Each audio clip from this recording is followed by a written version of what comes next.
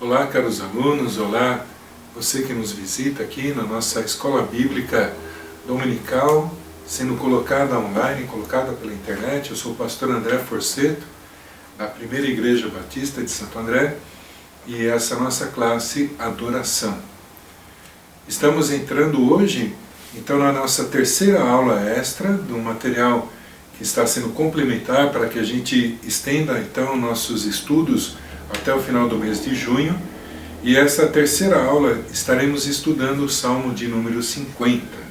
Vamos ver então o que diz a palavra do Senhor no Salmo de número 50. Diz assim: Fala o Senhor, o Deus Supremo, convoca toda a terra do nascente ao poente. Desde Sião, perfeito em beleza, Deus resplandece. Nosso Deus vem, certamente não ficará calado. À sua frente vai um fogo devorador e ao seu redor uma violenta tempestade. Ele convoca os altos céus e a terra para o julgamento do seu povo. Ajuntem os que me são fiéis, que mediante sacrifício fizeram aliança comigo. E os céus proclamam a sua justiça, pois o próprio Deus é o juiz. Ouça, meu povo, pois eu falarei, vou testemunhar contra você, Israel. Eu sou o Deus, o seu Deus. Não o acuso pelos seus sacrifícios, nem pelos holocaustos que você sempre me oferece.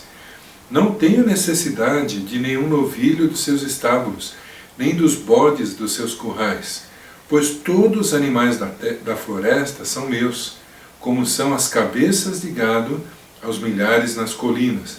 Conheço todas as aves dos montes e cuido das criaturas do campo. Se eu tivesse fome, precisaria dizer a você? Pois o mundo é meu, e tudo o que nele existe. Acaso como carne de touros, ou bebo sangue de bodes? Ofereça a Deus em sacrifício a sua gratidão, cumpra os seus votos para com o Altíssimo, e clame a mim, no dia da angústia, eu o livrarei e você me honrará. Mas ao ímpio, Deus diz: que direito você tem de recitar as minhas leis, ou de ficar repetindo a minha aliança? Pois você odeia a minha disciplina e dá as costas às minhas palavras. Você vê um ladrão e já se torna cúmplice, e com adúltero se mistura. A sua boca está cheia de maldade e a sua língua formula fraude.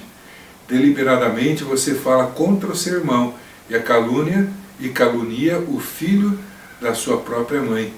Ficaria eu calado diante de tudo o que você tem feito? Você pensa que eu sou como você? Mas agora eu o acusarei diretamente, sem omitir coisa alguma. Considerem isso, vocês que se esquecem de Deus. Caso contrário, eu os despedaçarei, sem que ninguém os livre. Quem me oferece sua gratidão como sacrifício, honra-me, e eu mostrarei a salvação de Deus aos que andam no meu caminho. Ao que anda no meu caminho. Na aula passada, a gente viu um texto de Êxodo 24, onde Deus forma uma aliança com o povo de Israel. Eles haviam saído do Egito, estavam começando a jornada para a Terra Prometida, e Deus chama eles, coloca no Monte Sinai, então, os 10 mandamentos, coloca mandamentos da aliança, e o povo se compromete a segui-lo. E havia, então, estabelecido por Deus, rituais a serem feitos regularmente. Por exemplo, os sacrifícios, que era matar um animal de manhã, um animal à tarde, ou quando alguém pecasse, então levava diante de Deus um animal, também pedindo perdão do pecado. Então era um bode, um novilho, uma pomba, era algo que se havia então no passado. E só que essa atividade rotineira, o que acontece? Para muitos se tornou uma mera atividade. Como a gente tem hoje pessoas que vão à igreja todo domingo, mas se tornou apenas algo formal, apenas algo que faz por fazer, sem entender o princípio ou o sentido da coisa, E essa rotina então começa a ofuscar a gratidão genuína, começa a ofuscar a fé e a obediência a Deus. Vamos ver aqui então que esse salmo nos ensina. Primeiro, Deus aponta falhas do povo E povo, aqui precisamos separar entre o povo de Deus e os ímpios. Tá? Quanto ao povo de Deus, os crentes, ele aponta no versículo 14 e 15, que primeiro, ofereça a Deus em sacrifício a sua gratidão. Quando Deus fala para oferecer a gratidão, porque eles haviam desenvolvido o que é uma ingratidão. E a ingratidão o que é? Não reconhecer a ação de Deus na sua vida, no alimento que você tem, no emprego que você tem, na saúde que você tem, ou mesmo que te falte às vezes um emprego ou a saúde, mas Deus continua te abençoando, continua te amando apesar das circunstâncias. E é fácil desenvolvermos a ingratidão, deixar de agradecer a Deus por tudo que Ele é, por tudo que Ele tem te amado e tem feito na tua vida. Além disso, ele fala aqui, versículo 15, clama a mim no dia da angústia. Então a gente vê que o povo de Deus havia desenvolvido o que? Uma frieza espiritual, onde eles tentavam resolver os seus problemas sem buscar o Senhor. Lógico que você está desempregado, você tem que entregar um currículo, você tem que fazer uma entrevista, você precisa de dinheiro para se manter, então você tem que trabalhar. Então isso são coisas que a gente tem que fazer, mas a gente também tem que colocar a nossa vida diante de Deus e pedir que Deus opere. E muitas vezes a gente passa por uma angústia e não clama ao Senhor. A gente passa por uma dificuldade e não pede orientação a Deus. E é isso que Deus estava colocando para o povo de Israel. Olha, vocês me servem formalmente, mas estão afastados de mim. E havia também outro tipo de pessoa, então isso falando dos crentes, gratidão e indiferença, mas também havia outro tipo de pessoa que eram os ímpios. A palavra ímpio é o oposto de piedoso. Piedoso o que é? A pessoa que tem compaixão, a pessoa que tem amor, que cuida do próximo e que tem afeição pelas pessoas por Deus. Ímpio, então, é aquele que perdeu o amor ao próximo, que perdeu o amor a Deus. Que, aliás, lembrando, Jesus, ele coloca, quando foi questionado por um professor da lei, olha, mestre, quais são os maiores mandamentos? Olha, amarás o teu Deus e a teu próximo como a ti mesmo. Então, tem o ímpio, aquele que não ama Deus e que não ama o próximo, ele não tem essa piedade. E Deus coloca aqui, olha, veja que interessante, versículo 17, o ímpio, então, odeia a minha disciplina e dá as costas à minha palavra. Então, ele frequentava o culto deles na época, os sacrifícios, ele fazia a sua atividade religiosa rotineira, porém ele já estava rebelde ao Senhor, ele odiava a disciplina do Senhor. E quantas vezes a gente frequenta a igreja e vai deixando a palavra de Deus em segundo plano? Quantas vezes eu ouvi das pessoas, ao serem confrontadas pelo que, olha, assim diz a palavra do Senhor, não faça isso ou faça aquilo. Mas espera aí, eu tenho direito de ser feliz.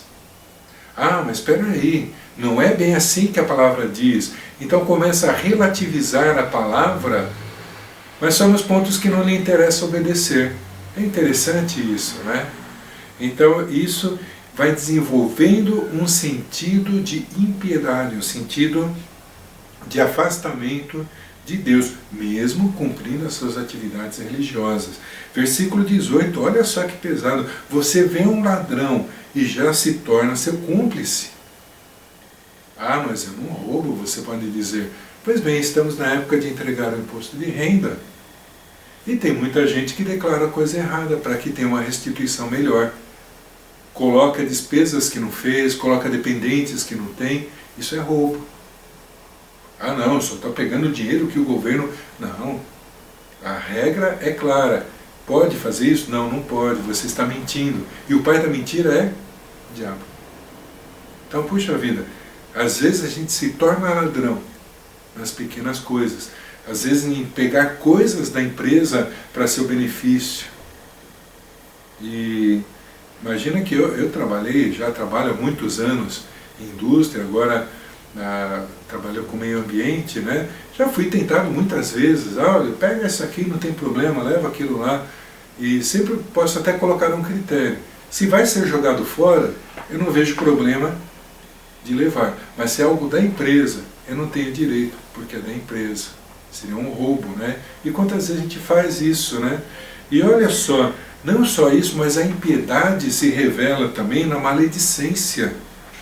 Ele coloca aqui, versículo 19, 20, sua boca está cheia de maldade. Versículo 20, deliberadamente você fala contra seu irmão e calunia o filho da sua própria mãe. Então a pessoa que está afastada de Deus, mesmo frequentando os cultos, mesmo frequentando uma igreja, é alguém que desenvolve maledicência, reclama de tudo, critica as pessoas, vê maldade onde não tem. Aquela pessoa não sei não, ela está com o jeito que está fazendo coisa errada. Nem sabe. Às vezes ouviu, você viu tal pessoa, eu acho que está comprando. Pronto, já ficou contente, já tem uma futriquinha para levar para cá e para lá. Isso é característica do quê? De alguém que está afastado do Senhor, que está deixando a aliança do Senhor de lado e somente frequenta a casa do Senhor por mera formalidade. E o que aplica então na nossa vida? O servir a Deus formalmente não tem vida, não tem relacionamento, que é o ponto principal de quem ama. Lembra, já venho repetindo algumas aulas, né? Amar é você bem querer alguém e desenvolver relacionamento com esse alguém. Então amar não é somente um bem querer, eu gosto de alguém, né, acho legal, quero que tudo de bom aconteça com essa pessoa, mas também eu me relaciono, eu converso com essa pessoa, tem um relacionamento de mão dupla, né, a gente conversa e tem diálogo e se interage, né, e eu quero o bem dessa pessoa, e isso é amor. E Deus quer te amar, Deus quer ter um relacionamento com você, e o servir a Deus formalmente não tem nada disso. A gente vai perdendo essa coisa. Então a gente tem que entender que há uma grande diferença entre a tradição, que é boa, e o tradicionalismo, que é ruim.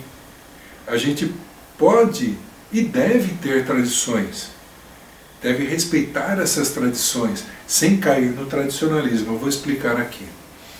Tradição é o seguinte, é algo que é feito rotineiramente na igreja há muito tempo e que nos serve de balizamento para as ações, para as tarefas. Por exemplo, os diáconos servem a ceia do Senhor. Poderia ser outra pessoa a servir que não diácono? Sim, não tem problema nenhum. Mas é uma tradição na igreja que o diácono sirva. Não há problema nenhum nisso. Serve para organizar, serve para dizer, olha, domingo que vem, sei lá, ou outro domingo vai ter ceia, eu já sei com que equipe eu posso contar, porque tradicionalmente, né, são os diáconos que servem. O batismo é feito no domingo, terceiro domingo do mês, a ceia no primeiro domingo do mês. Tá? São tradições que a igreja tem. Quarta-feira é o culto de oração. São tradições que a igreja tem e isso não é ruim. Lógico que as tradições podem ser alteradas? Podem. De repente o culto de oração não é na quarta, na segunda, não tem problema nenhum. Mas são tradições que nós temos, né? Agora, tradicionalismo, o que é? Aquela coisa engessada, aquela coisa que amarra, né? É pastor que faz o batismo das pessoas. Aí vai um missionário para o campo, está lá no meio do sertão, ele não foi ordenado pastor, 10 pessoas aceitam a Jesus, não posso batizar porque eu não sou pastor. Isso é tradicionalismo, está pego na forma, porque a Bíblia não diz especificamente só os pastores batizarão. A gente vê, por exemplo, em Atos, Filipe, que era um evangelista, batizando o etíope, o eunuco. Então esses são os tradicionalismos que matam, que engessam, né? Na certa feita eu estive numa igreja em que a gente estava tendo um evento naquela igreja e faltava espaço no púlpito para desenvolver as atividades, e alguém falou assim, dá para afastar o primeiro banco, a primeira fileira de bancos, para a gente ter pouco mais aqui, né, de influência nos movimentos. Não pode. Por quê? Não, porque consta no estatuto da igreja que esses bancos não podem ser tirados do lugar. Isso é tradicionalismo, isso é mal. Porque eu lembro que até no dia eu olhei assim, eram bancos de madeira grandes, né, compridos, bonitos. Falei, tomara que nunca dê cupim nesses bancos, porque vai ter que matar o cupim sem tirar do lugar, porque está no estatuto da igreja. Então esse tradicionalismo vai acabando com a vida e vai matando o relacionamento em nome da forma. E isso que a gente tem que evitar. Mas aqui a gente vê uma coisa interessante, que o nosso Deus é um Deus singular. Então Deus destaca que vocês estão me buscando, mas não esqueçam que eu sou um Deus singular, eu sou diferente dos outros. E ele fala aqui no versículo 9, não tenho necessidade de nenhum dos novilhos dos seus estábulos, né? E ele começa a falar, porque toda a terra é minha. Talvez você já tenha ouvido num momento de oferta, olha, Deus não precisa do seu dízimo, e isso é verdade. Deus não necessita de sacrifícios, mas Ele quer que você faça. Assim, não precisa porque que Ele quer. Primeiro, para você aprender a se desapegar dos bens materiais. Segundo, para dizer, além de desapegar dos bens, é dizer, Senhor, eu confio em Ti e confio na Tua bênção, está aqui a minha oferta. Isso que Deus nos ensina, mas Ele não precisa, porque Ele é o Deus Supremo, é o Deus que domina sobre tudo, que reina sobre toda a terra. Depois, no versículo 14, ele fala, ofereça a Deus em sacrifício a sua gratidão.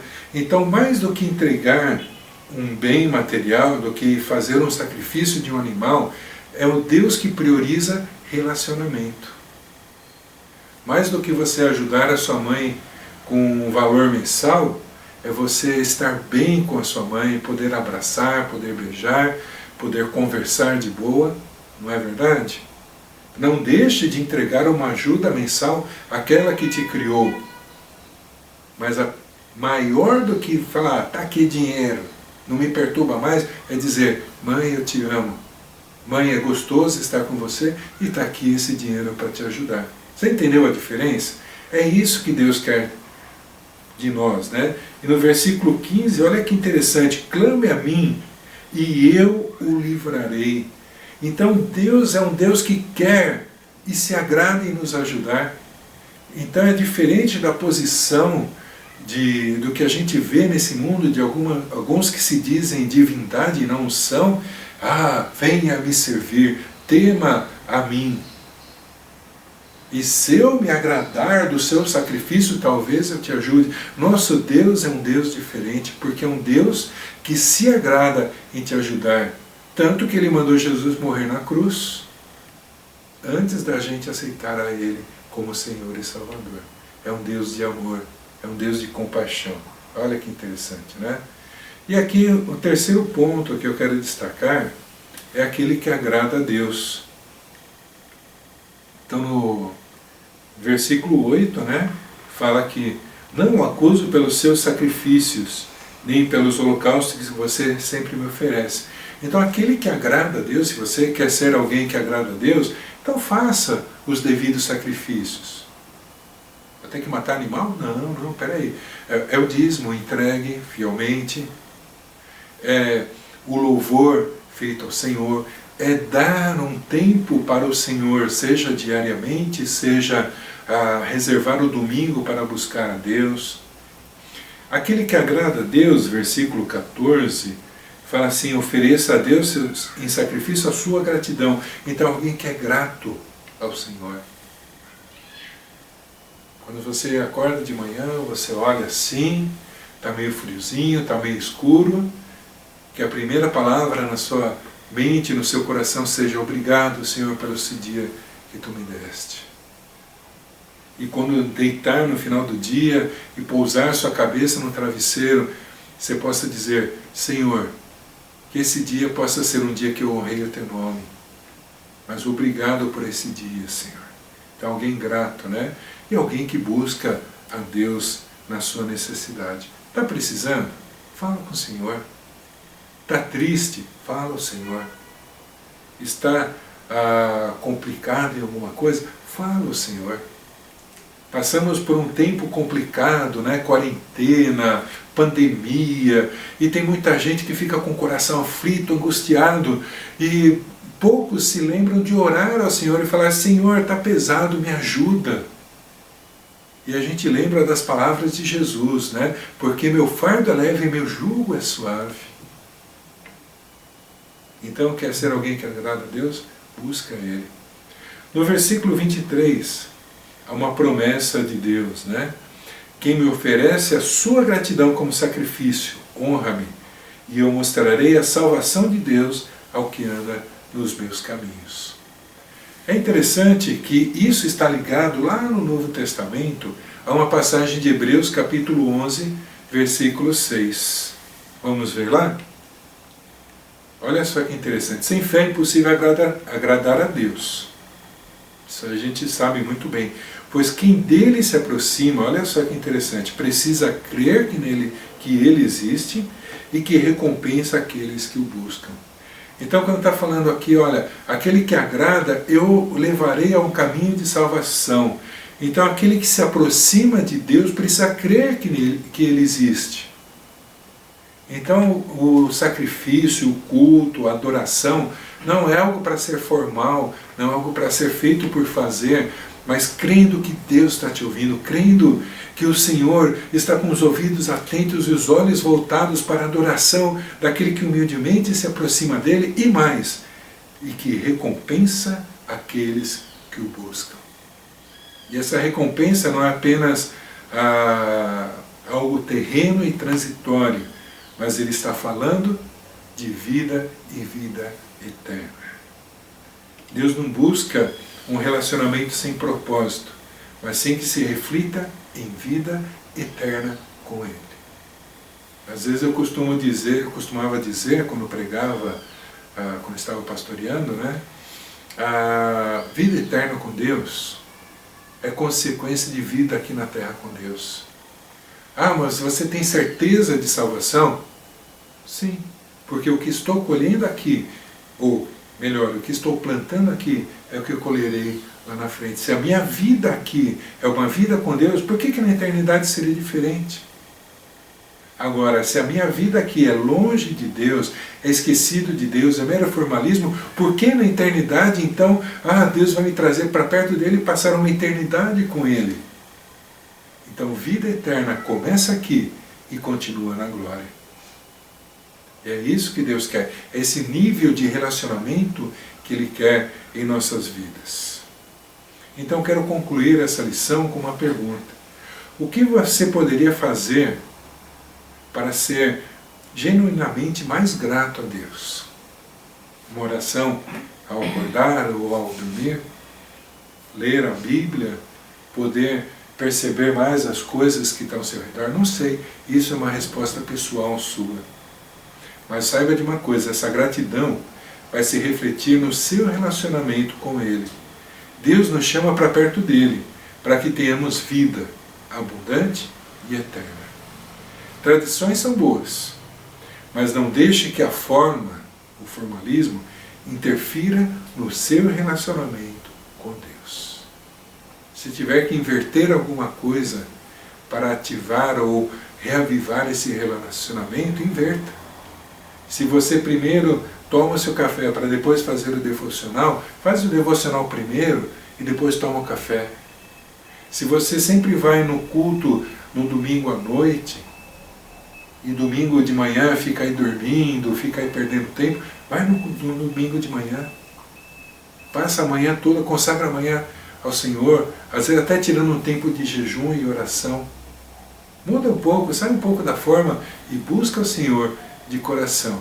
Ele é recompensador e abençoará com certeza a sua vida. Deus te abençoe e espero vê-la muito em breve, em nome de Jesus. Uma boa semana e fique com Deus.